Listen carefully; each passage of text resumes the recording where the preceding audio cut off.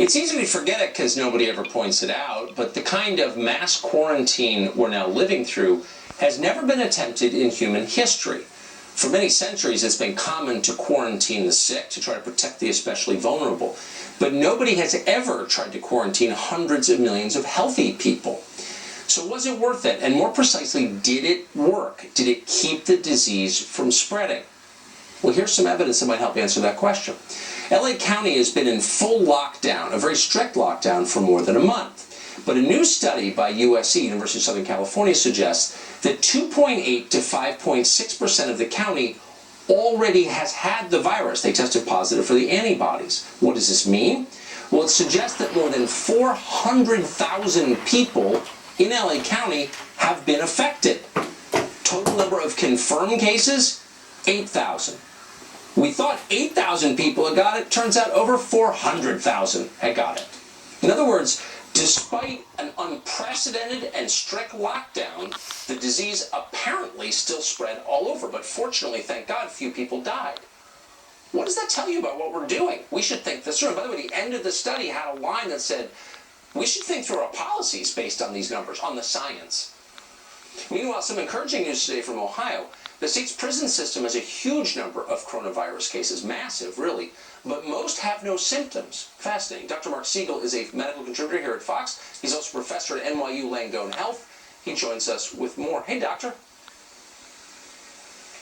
Hi, Tucker. As you just mentioned, in Los Angeles County, we know about 8,000 cases and 600 deaths.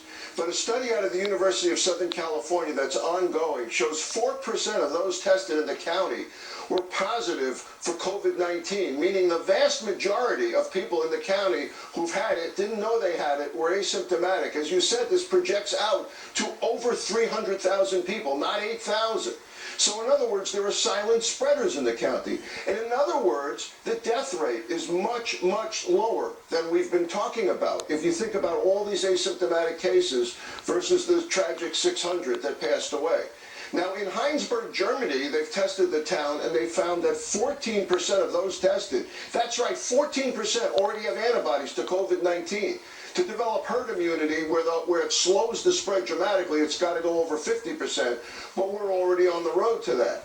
And in Ohio, at the correctional facility that you were talking about, 1,800 out of 2,500 inmates tested positive, but only 105 had symptoms. So what are we talking about here? We're talking about a virus that for most cases is dramatically mild. We're talking about a lower fatality rate than we thought. And we're talking about the tremendous need, Tucker, for antibodies to figure out who has it, who might be immune, who can re-enter society.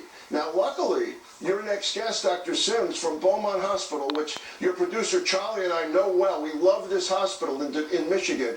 He's doing the largest study of serologies, of antibodies, to see who has it, who's gotten over it, who's been exposed to it. But the missing piece here is going to be who is immune to it.